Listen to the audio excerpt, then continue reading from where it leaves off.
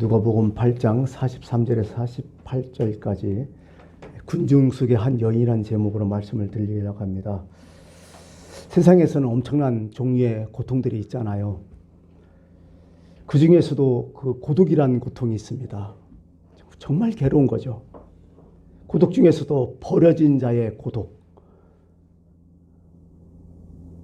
참 상상을 우리 못 하겠지만은 병 중에서 많은 병이 있지만은 가장 참 무서운 병이, 물론 암으로 죽는 병도 무섭지만은 가장 큰 무서운 병이 치매로 죽는 병이라고 하잖아요. 고생할 거 다 하고 결국 사람이 서서히 죽어가는 그런 병이잖아요. 고독도 그렇다는 얘기죠. 정신적으로 고생할 거 다 하고 결국 자기가 자기를 죽이는 병, 그게 바로 고독이라고 하는 것입니다. 남이 나를 안 알아줘요. 인정도 안 하고 투명인간 취급해요. 그게 자꾸 쌓여요. 자꾸 나는 숨어버려요. 내 스스로에 자꾸 갇혀요. 내 안에 감옥에 갇힌 병, 이게 고독이죠. 그런데 이런 상태에서 누가 나를 알아주고 누가 나를 인정해 준다면 그게 바로 나의 구세주가 아닐까, 이런 생각도 해봅니다. 특히 실존주의 철학자 하이데거는 그런 얘기를 해요. 사람은 뭐냐? 사람은 던져진 생을 살고 있다. 그냥 세상에 툭 던져졌다는 얘기야. 이 사람은 본래적으로 툭 던져서 그냥 살아간다. 그러면서 이렇게 얘기해. 고독 그 자체가 인간의 실존이다. 인간 얘기하면 원래 고독한 존재다, 이런 얘기를 하죠. 성경에서 비슷한 말씀이 있죠. 욥기에 제가 잘 얘기하는 욥기서 5장 7절, 사람은 고생을 위하여 태어났다. 그것은 마치 불꽃이 하늘 위로 올라감 같은 것이다. 당연하다. 고생은 당연하다. 사람이 고독한 것도 당연하다. 그런 얘기와 비슷한 얘기로 되어 있는 거죠. 근데 이 말을 듣고, 목사님 나는 고독하지 않아요. 고독은 내 인생에 그런 게 하나도 없어요. 그건 무슨 의미일까요? 그것은 여러분, 하나님께 복 받은 사람이야. 원래 그렇지 않은 거야, 사람은. 원래 고독하고 고생인 거야, 사람은. 근데 그게 내 삶 속에 끼어 있다면 그건 하나님의 선물이라는 거죠. 그럴 마음으로 살아가라는 거죠. 원래 인간이 고독하다, 그런 얘기죠. 근데 하나님께서 처음부터 사람을 고독하게 만들어 놓지는 않았어요. 창세기를 보더라도 인간은 고독할 수도 없는 존재야. 고독도 없고. 근데 성경을 쭉 읽다 보니까 자꾸 고독한 존재로 자꾸 변해가는 걸 볼 수 있어요. 첫 번째, 어떤 사건이 터지나요? 하나님과 아담과의 사건이 딱 터지잖아요. 거기서 관계가 딱 깨어져 버리잖아요. 그때부터 서서히 고독이 시작하는 거예요. 그걸 통해서 그 다음 장 4장에는 뭐가 나오죠? 가인이 아벨을 죽이는 가족 간의 불화가 또 생기는 거예요. 가족이 다 깨져버리는 거예요. 그 다음에 4장 마지막 절 보면 어떤 관계가 있어요? 라멕이 사람을 죽이는 관계가 나와요. 아담과 실라이 하면서 내가 사람을 죽였다고. 이웃 간의 관계가 다 깨져버린 거야. 그 관계 속에서, 그 분리 속에서 사람은 자꾸 고독해진다고 하는 것입니다. 현대인의 고민이 여기 있어요. 세계 인구가 얼마나 될까요? 궁금해서 찾아왔어요. 올해 2001년도 세계 인구 4월 달에 나오더라고요. 78억 명이래요. 뭐 정확지는 않겠지만 대충 비슷하겠죠. 78억 명. 엄청 많잖아요. 근데 요즘 늘 쓰는 용어들이 있어요. 군중숙의 고독이라는 용어. 78억 명이 이렇게 우글우글 살고 있는데 고독하다는 거야. 이렇게 많아도. 사람은 많은데 그 거리가 자꾸 멀어지는 거야. 점점 멀어진 느낌이 우리도 스스로 느끼고 있어요, 자꾸.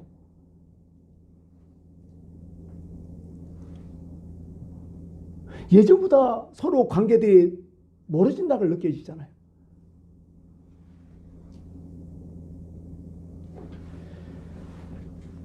어떻게 보면 사람이, 우리가 지금 살고 있는 세상이 참 적막한 것 같아요. 사람은 많은데 묘하게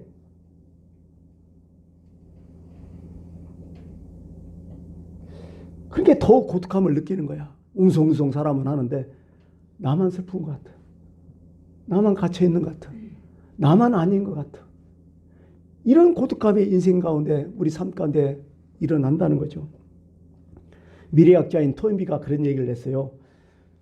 현대 도시화되면서 세 가지의 단절이 이루어지고 있다. 그렇게 된다. 이게 예전에 몇십 년 전에 했던 건데 진짜 이렇게 이루어지고 있어요. 첫 번째 단절이 뭘까요? 첫 번째가 신뢰감의 단절이래요. 서로 믿지를 못하는 거예요. 계속해서 어제. 안 믿어지는 거야. 이상하게. 뭐 한 가지 하려면 2중, 3중 보완장치가 필요해요. 자꾸 그러다 보니까 사람들이 자꾸 자기 방어가 심해지는 거야. 신뢰감의 단절. 두 번째는 뭘까요? 학문의 단절을 그때부터 얘기했어요. 병원 가도요. 옛날에는 한 의사가 다 봤지만 지금은 다 쪼개지잖아요. 여기 갔다 저기 갔다 저기 갔다 여기 갔다. 물론 기술은 발달됐지만 통합이 안 되는 거예요. 요즘은. 의학 분야도 그렇지만 모든 분야가 다 거의 다 그래요. 지금이. 통합이 안 되고 있어. 자꾸 학문이 단절이 되고 있다는 거야. 세 번째는 뭐냐면 도덕의 단절이라는 거야. 상식이 안 통하는 사회가 많아져요. 몰상식하다는 거죠. 이것 때문에 이 단절된 사회 때문에 인간은 더욱더 군중 속에서 고독해진다. 이런 얘기를 하는 거죠. 아까 얘기했지만 사실 땅덩어리 좁은 나라는 아파트가 많아요. 우리나라도 아파트 엄청나잖아요. 아파트 문화가 현대인의 그런 상태를 대변해 주는 것 같아요. 자 보세요. 아파트 딱 생각하면 거대한 콘크리트 덤이죠. 웅장하죠. 근데 내 집이 아파트라면 아파트 문을 딱 열고 딱 들어가면 뭐야? 내 집에는 하나의 왕국이야. 그리고 이웃도 없어. 아무것도 없어. 하나의 섬이 돼버렸어요. 요즘 그런 느낌 들잖아요. 원룸사로도 그렇잖아요. 누가 뭐 서로 간에 교류하고 문 열어놓고 이런 거 없잖아요. 다 문 닫으면 그걸 끝나버려 그냥. 요즘 아파트가 얼마나 힘들어요? 교도소하고 반대 같아요. 교도소는 들어가기가 쉽고 나오기가 어렵잖아요. 아파트는 들어가기가 어렵고 나오기가 쉬워요. 처음에 딱 가면 어디로 가요? 정문으로 가잖아요. 정부부터 차단 딱 되잖아. 그죠? 왜 오셨습니까? 그것도 허락 맡아야 돼 또. 그 다음에 갱신이 허락 맡아서 그 동, 101동, 102동 있으면 그 동으로 가요. 현관에 어떻게 돼요? 문 열어 있나요? 안 열어 있잖아요. 거기서 또 번호 눌러야 돼. 주인 허락 맡아야 돼. 그래야 또 들어가. 또 집 문 앞에서 그냥 들어가지나요? 거기서 또 한 3중 잔치가 되어 있다고요. 이렇게 되다 보니까 어떻게 뭐 아파트를 생각하니까 다 차단되는 거야. 단절돼 버리는 거야. 가족도 그래요. 그전에는 방이 없었어요. 작고. 흥부 가족들 생각하면 알잖아요. 한 방에 다 자기들이 다 살았는데 지금 어떻게 돼요? 아파트 문으로 가족 간에도 어때요? 딱 집에 딱 들어오면 다 자기 방으로 다 들어가 버려요. 그럼 끝이요. 밥 먹을 때나 화장실 갈 때는 나와. 화장실도 2개 있는 사람 나오지도 않아. 이런 삶이라고요. 어떻게. 그러니까 어떻게 보면 우리는 이 많은 발전과 편리해짐이 있지만은 자꾸 그 어떤 단절을 경험하면서 그런 세계에서 살지 않나 이런 생각을 해요. 왜 제가 자꾸 이렇게 이런 얘기하냐면 오늘 이 성경 말씀 이 여인을 읽어보면서 이 여인 참 고독하겠다 느껴지잖아요. 정말 고독한 여인. 아마 현대인을 대표하는 이 여인이 아닐까, 그 어떤 모델이 아닐까 생각해요. 다 차단된 여인이요.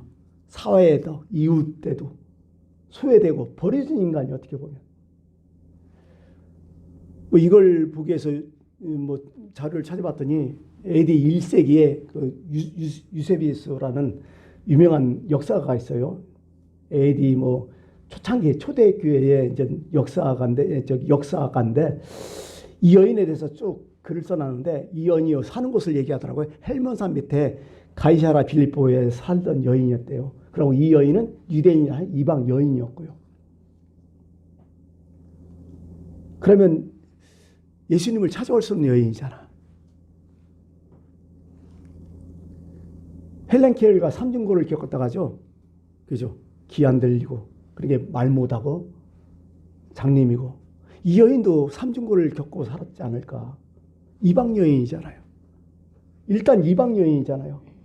이스라엘에서는 축복권 반이야. 그렇게 유대 나라를 크게 따지면 갈릴리 지역, 사마리 지역, 유다 지역 이 세 개가 다 나누잖아요.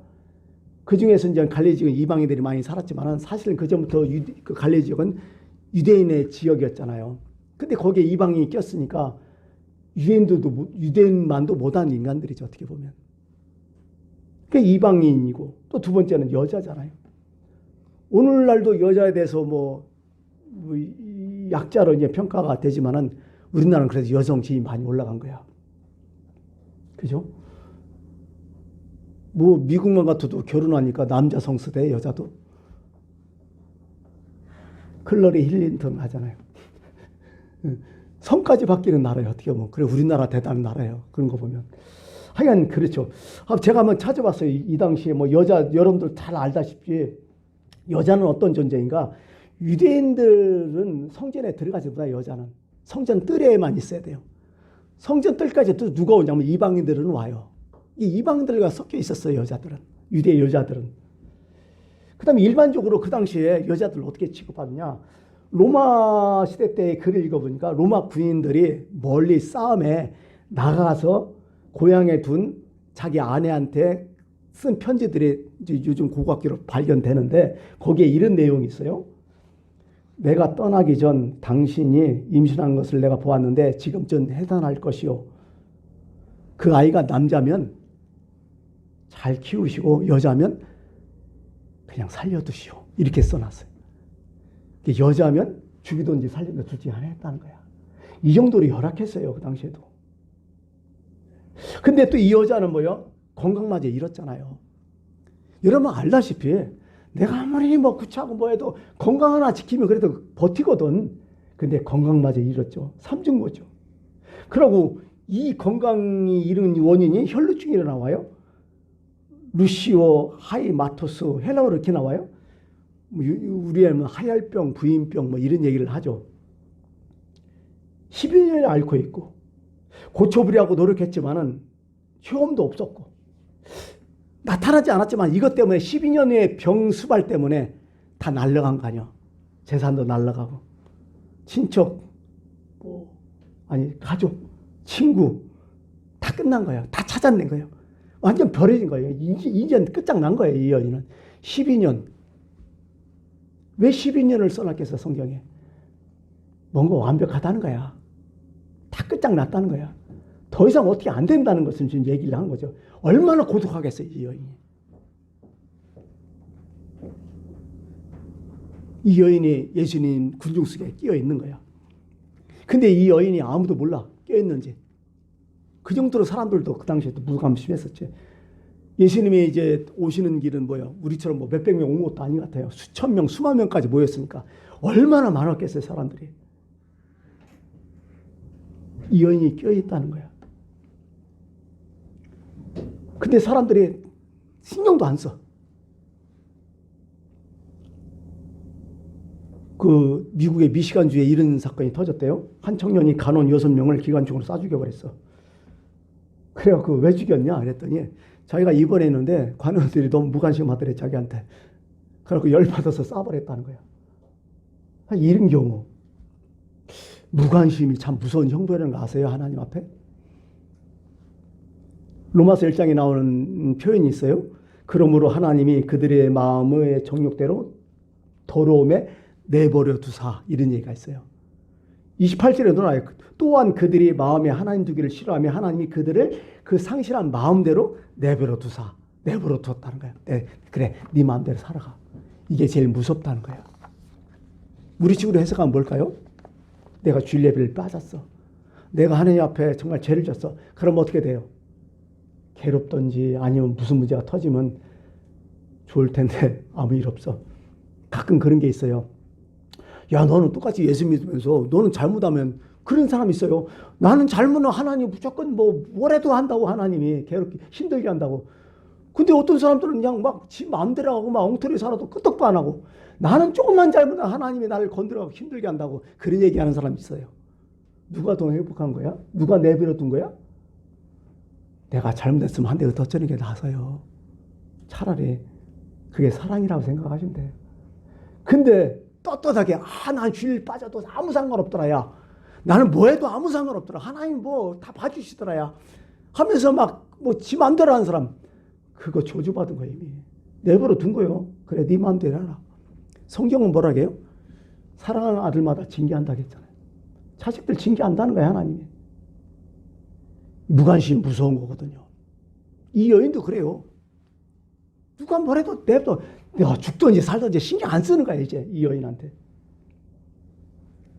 근데 이 여인이 생각해 보니까요, 이 여인이 정말 이렇게 된 것은 딱 뭐 때문에 그래요?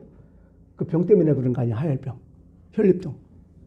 사람이 절단하는 거 보니까 전부 다 절단해서 죽는 게 아니라 딱 한 가지 때문에 절단 나더라.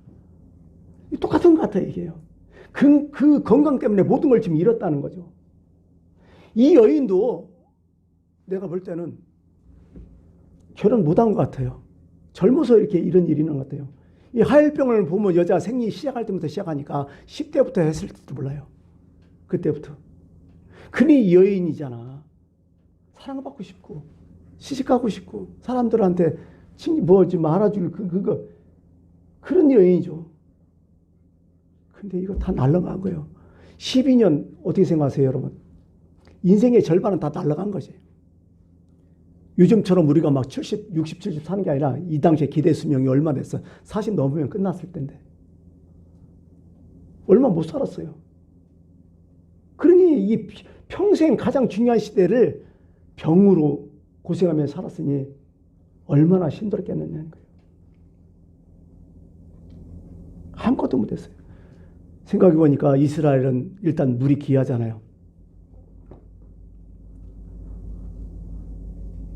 목욕이나 제대로 했겠어요. 의식주라고 하듯이 예전에는 가장 중요한 게 옷이었다. 지금은 가장 중요한 게 집이지만 그 옷, 지금처럼 옷이 흔해갖고 매일 바꿔 입는 것도 아니고 성경 읽어보면 알겠지만요, 옷 한 벌로 24시간 1년을 살아요. 때로는 옷을 물려주는 경우도 있어요. 거의 가보죠. 재산이었잖아요. 옷을 전당 잡히잖아요. 그걸로 딱 하잖아요. 옷이 귀하잖아요. 옷도 빨기도 힘들고 목욕하기도 힘들고 냄새는 또 얼마나 힘들고 그 형편이 어떻게 하겠어요? 자기는 계속 맡으니까 냄새 안 나겠죠. 근데 그 주변 사람이 어떻게 하겠어요? 그리고 이 혈류증은 구약을 보니까 이건 부정을 타는 병이야. 사람 근처에 못 와요. 내가 혈류증 걸렸으면 사람이 가까이 오면 부정하다 부정하다 소리쳐야 돼요. 율법에는. 율법이 그렇게 하라겠어요. 부정하다. 너 나 다면 저녁까지 부정하니까 오지 말라. 이렇게 한다는 거예요. 이 여인의 고민은 뭐예요? 누가 나를 찾아주지 않는다. 이 고민보다 더 큰 것은 뭐예요? 내가 누구를 찾아가지도 못하는 거예요. 더 힘든 거예요, 이게. 누가 나를 안 찾아주면 내가 찾아가면 되는데 이 여인은 찾아가지도 못하는 거예요. 그런 강박관념, 그런 괴로움에 철저하게 고독을 느끼고 철저하게 소외된 삶을 살고 있었던 거죠.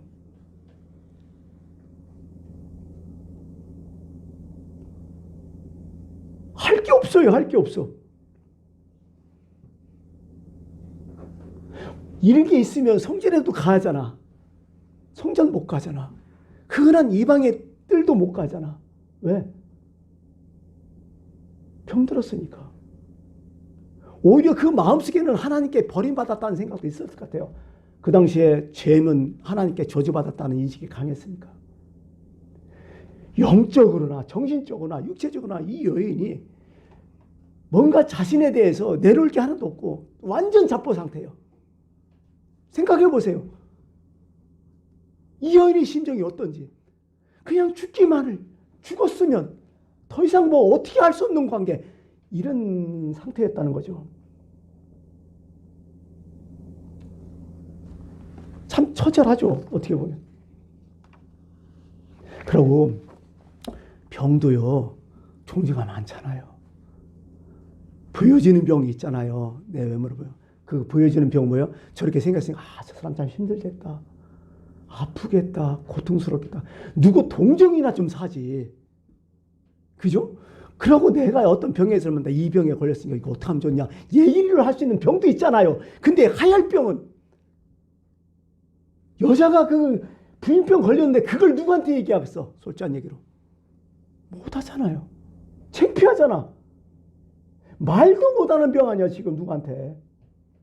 따뜻한 병도 아니고 자랑스러운 병도 아니고 아무 부끄러움만 있고 보이지 않으니까 동정도 못 받고 겉은 멀쩡한데 속은 다 썩어 들어가고. 이 여인의 처지가 그래요 지금. 근데 이 불쌍한 여인이 마지막으로 어떤 마음이 들었는지 어떤 소원이 있었는지 예수님께로 왔다는 거야. 군중속을 헤치고. 예수님께 가까이 왔지만은 오늘 예수님께 무슨 말 했어요? 할 말이 없어요. 무슨 말을 해요? 말할 수 없는 병이잖아요. 사람이 막 장정들이 일치고 얼마나 또 신체가 약해서 못 먹고 힘들고 왔다는 게 대단한 거 어떻게 보면. 근데 말 못하는 거예요. 큰 소리를 치면 예수님이 돌아봤을 거 아니요. 그것도 못하는 거예요. 나 혈병 고쳤어. 어떻게 얘기해 그걸. 소경도 소리치잖아요. 다윗의 자손 나를 불쌍히 여달라고.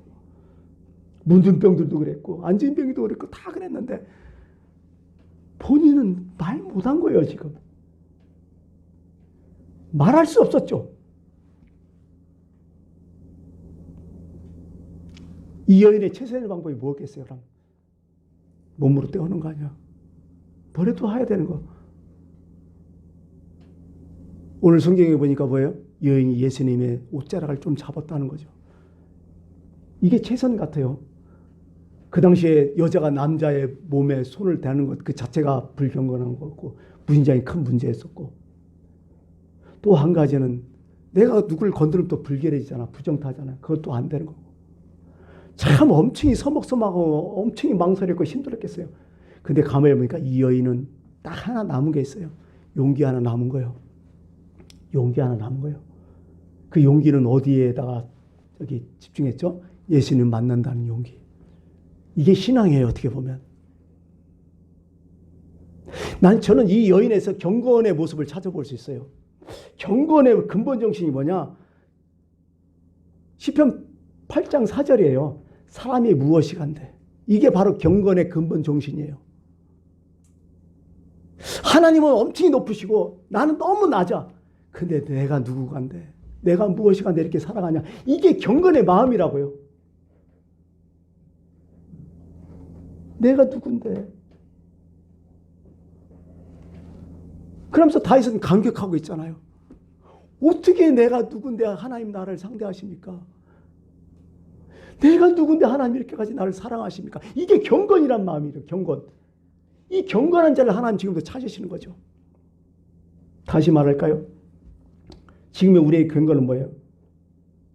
일생의 처음같이, 일생의 마지막같이 하나님께 행동하는 거예요. 일생의 처음 겪는 것 같이. 오늘 여러분 예배 드리지만은 경건 예배가 바로 이런 거예요. 평생 한번 드리는 예배처럼. 또 오늘 이 예배가 마지막 예배인 것처럼 이렇게 예배 드린 자세가 경건 예배예요. 내 생에 있어서 마지막인 것처럼.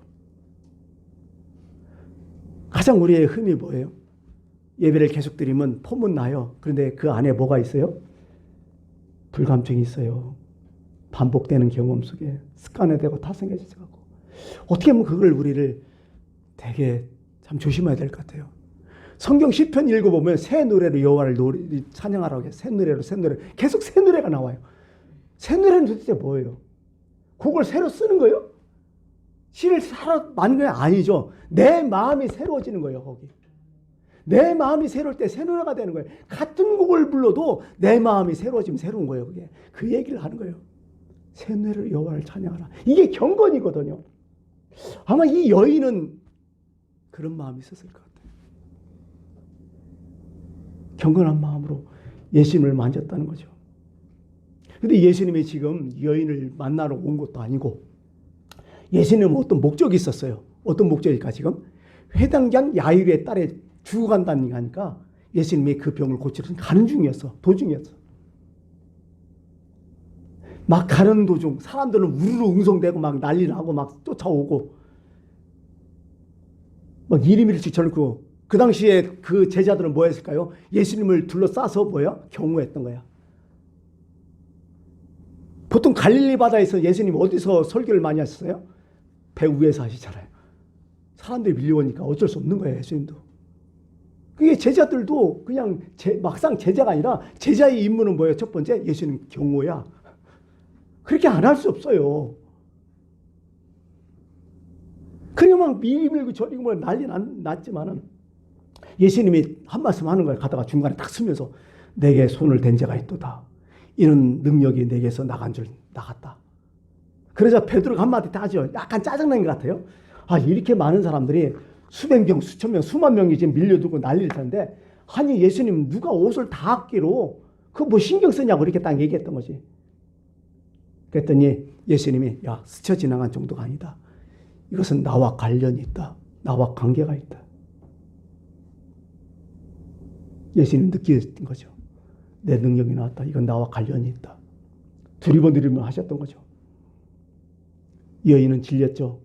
앓은 거죠. 그리고 예수님께 나왔죠. 그랬더니 이 여인은 얼마나 벌벌벌 떨었겠어요. 근데 예수님이 그런 말씀 하시잖아요.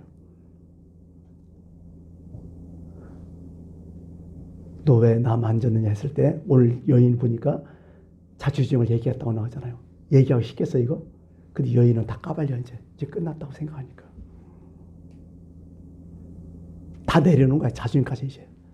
그래서 예수님이 한 말씀 하시잖아요. 딸아, 내 믿음이 너를 구해놨으니 평안히 가라. 여러분 이 여인이 자기의 속병 얘기할 때 얼마나 마음이 아팠겠어. 부끄럽잖아. 근데 예수님 앞에 다 얘기해요. 얼마나 자존심 상하겠어요. 근데 예수님도 기가 막혀요. 이렇게 얘기해요. 딸아, 누구 믿음? 너의 믿음이 너를 구해놨다고. 우리 생각은 누가 고쳤어? 예수님이 능력이 고쳤잖아. 근데 오늘 바꿔서 얘기해요. 네가 다 했다. 네가 다 했다고. 뭘까요? 예수님이 어떤 의도일까요? 자존심 팍 올려주는 거야. 영적뿐만 아니라 육체적 모든 정신적 문제로 다 회복하는 거야. 예수님 만나면 완전한 거야. 퍼펙트한 거예요. 여기서 이 여인은 자기 육체뿐만 아니라 자기의 어떤 정신적인 문제, 영적 문제까지 완전 다 치유해줬다는 거야. 바로 예수님이 우리를 구원하는 방법이 바로 이거야. 우리는 영혼만 구하는 게 아니에요, 지금. 여러분의 삶도 지금 구원하고 계셔요. 그래서 우리가 기도하고 주님 의지하는 거 아니에요. 우리가 죽어서만 천국 가는 그런 존재들이 아니라는 거야. 지금도 우리의 정신 문제랄지 영적 문제, 그 모든 걸 다 치유하시는 분이 바로 예수 그리스도라는 거예요. 이런 완전한 예수님은 우리의 구주라는 것을 꼭 기억하실 바랍니다. 이제 말씀을 맺겠습니다. 다시 역사가 유세비에서는 이 여인에 대해서 좀 얘기를 하는데요. 이 여인이 이 사건이 있으면서 이 치료를 받고 고향으로 다시 돌아가요. 가이사랴 빌립보에서. 그러고 거기서 이 사실을 너무 감사해서 거기서 평생 동안 오고 가는 사람들, 주변 사람들한테 간증하면서 평생 동안 예수님을 전도하며 살았다고 그렇게 나오더라고요. 한번 생각해 봐요. 소외된 이 여인, 누가 하나 알아주지 않고 완전히 다 버려졌어요. 사람은 엄청나게 많아요. 군중 속에 사람들. 누가 나를 알아주는 사람 없어요. 그런데 오직 한 사람, 예수 그리스도가 그분이 나를 알아준다는 거예요. 세계 78억 인구가 있지만은 그러나 예수님은 나만 보고 있는 거야. 나만 관심 있는 거야. 나의 반응에 대해서 예수님은 귀를 기울이고 나를 지금도 쳐다보고 있다는 거야. 그러므로 우리가 예수님 앞에서 절망한다는 것, 우리가 예수님 앞에서 포기한다는 것은 이것은 불신앙이고 이건 죄라는 것을 오늘 말씀해 주고 있습니다. 지금도 예수님은 나를 보고 계십니다. 78억이 있지만은 78억을 다 보는 게 아니라 78억 분의 1 나를 보고 계신다는 사실을 꼭 기억하시길 바라겠습니다. 기도하겠습니다.